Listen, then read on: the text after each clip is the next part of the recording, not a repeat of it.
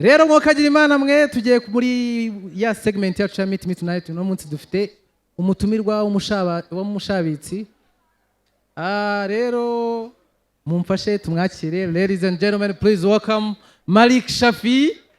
N'umushabitsi wabigize umwuga. Amashimwe cyane kuri Malik Shaffy. Ngira ngo Malik nkuko mumubona ntabeshye murabona ko asa nk'umuntu wavukiye Nyarutarama cyangwa za Gacuriro. Ariko mu by'ukuri yakuriye Nyamirambo.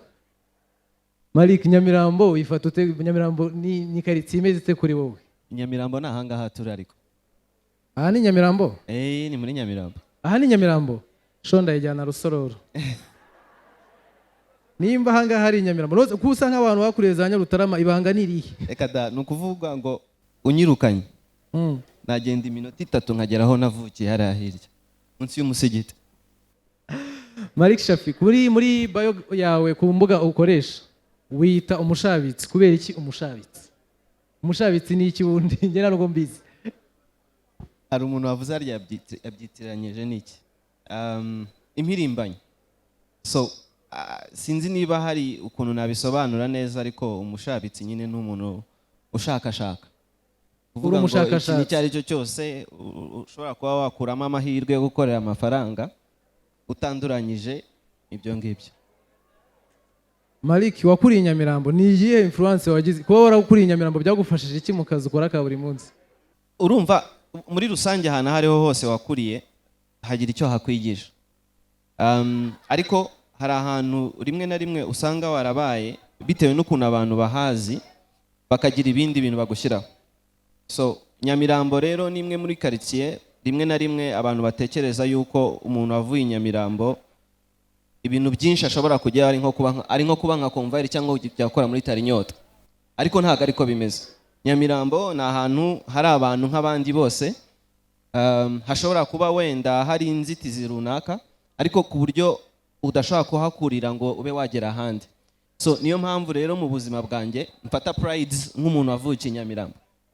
Amashimwe cyane ku bantu batuye Nyamirambo. Kanombe ndabageraho mu kanya. Muravuga gusa tu. Hanyuma Malik Shaffy, umwe mu bantu batangiye gukorera amafaranga ukiri n'umunyeshuri. Nakoze research nkora na research bishize muri perereza. Tanga wakoze kera. Ni ikihe kintu ujya wibuka wakoze uri mu buryo bwo gushaka amafaranga kikagusetsa? Nuwe buryo wigeze gushaka gukoresha ushaka amafaranga busekeje? Reka nkubwire. Kuva namenye ubwenge ikintu cyose mbonye nkibonamo inoti. So niga muri segonderi, nigaga ahantu bitaga muri SOS yari interna. Noneho baza gufunga kantine.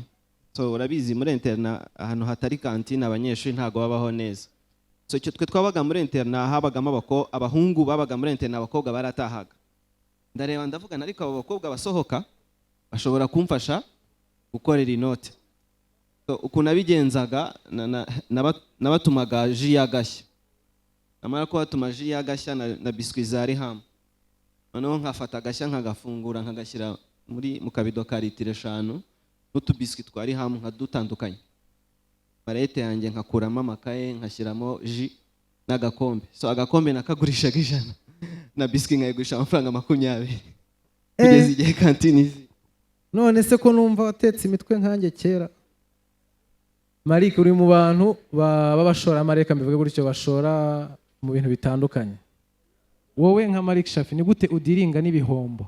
Igihombo kuri wowe nyine udiringa n'igihombo gute? Igihombo ni nko gutsindwa, sibyo? Kandi urugamba rwose urwanye ntago rutsinda. Nukuvuga ngo icy'ingenzi ni ukumenya ngo kubera iki natsinzwe kugira ngo ninsubira kuri ya rugamba nzatsinde none.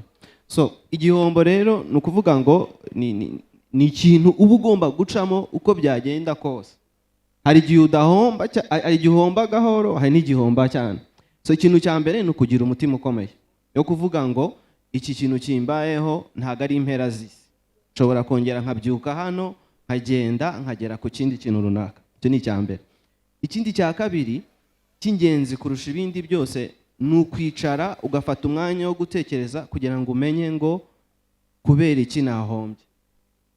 noneho uyu umaze kumenya uko wahombye wenda bishobora kugufasha kutongera guhomba, ariko naho ubundi nta muntu udahomba, kuko wenda hari igihe rimwe na rimwe ushobora kugira akadiri runaka katacamo abantu bakakaguseka, uriya yagenderaga mu modoka none ari kuri moto, ariko icyo ntabwo ari cyo kibazo. Ikibazo cy'ingenzi wowe biri kubaho ni uko ugomba kumenya ngo kubera iki kino kintu cyabaye, kugira ngo ubutaha ntihagira ikindi ujya gukora umenye ngo uzagikora gute mu buryo butandukanye n'ubwo ngubwo wakongoza icyo gihe. Amashyi menshi cyane kuri iki gitekerezo. Ntabwo mwahombye mwebwe, muzabimbaze.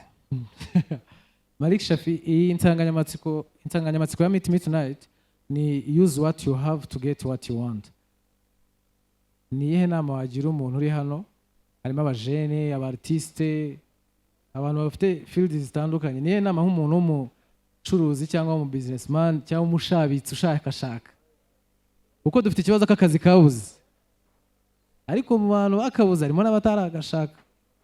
Ni iyihe nama wagira umuntu uri aha ngaha ufite ikintu afite ariko afite n'ikindi ashaka? Ni ubuhe buryo yakoresha inama ku giti cyawe? Reka nkubwire Merci, ubanza ntaraba umunyarwenya, ariko mu buzima bwanjye nakoze ibintu bishoboka byinshi pe. Ni ukuvuga ngo igihe cyose ngewe ntekereza ko what you have cya mbere ni ubwenge bwawe, nicyo kintu cya mbere uba ugomba gukoresha. So rimwe na rimwe cyane cyane abajene bato, iyo ndi kuvuga batoya ni abari mu myaka 20 gutyo, batekereza yuko ikintu cya mbere akeneye ari amafaranga, ariko ntabwo ikintu cya mbere ukeneye ari amafaranga. Ikintu cya mbere ukeneye ni ubwenge, kandi ubwenge buri muntu wese araba ufite. Noneho ukagomba kwiga cyangwa se gushaka uburyo ubukoresha. Urumva? Ikindi njya mbwira abantu mu rurimi rw'icyongereza bavuga ngo it's okay to not know what you want. It's really okay. Uvuga ngo biremewe kuba utazi icyo ushaka. Urumva? Ikitemewe ni ukuba utazi ko utazi icyo ushaka. Sinzi niba uri kubyumva. Kuko biri mu bwenge nabyumvisha. Nuvuga ngo nta kibazo cyo, nuvuga ngo nimba uzi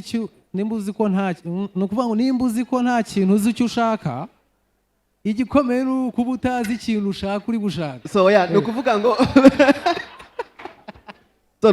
ngo niba ubizi ko utaramenya icyo ushaka ariko ubizi, biguha ubushobozi bwo gukomeza kugerageza ibintu byinshi byo gushaka. Ukavuga uti okay, nagerageje aka kadiri karanga, nagerageje kuba umusani biranga, nagerageje. So now ikibazo noneho ni igihe iyo utazi ko utazi, wowe ukibwira ko uzi. Hari umuntu uzi ngo ngewe ndazi, nuko nguko ibintu bigomba kugenda. Aho ngaho niho habera ikibazo rero. So ariko iyo ushoboye kumenya ukavuga uti okay, ngiye gushakisha, ntago mbizi neza, biguha n'umwanya na wa wundi navugaga w'igihombo. Iyo bidaciye muravuga okay, reka njye gushaka ibindi. Byumvikanye ko ugomba kumenya ikintu ushaka. Malik, hari umuntu wambwiye ngo inama iruta izindi, ngo nuko utumva inama izo arizo zose ubonye. Uwo muntu yarambeshye. Agakubeshye. Niko bimeze. Ukuvuga ngo inama umuntu akugira inama, ni mpamvu bavuga ngo nukukugira inama, ntago ari ukugushyira amategeko. Nukugira ngo wumve ibintu byinshi, ugende uryame noneho ugane n'umutima wawe uhitemo icyo ushaka muri ibyo ngibyo. Amashyi cyane kuri Malik Shaffy. Iyi ni Meet Me Tonight.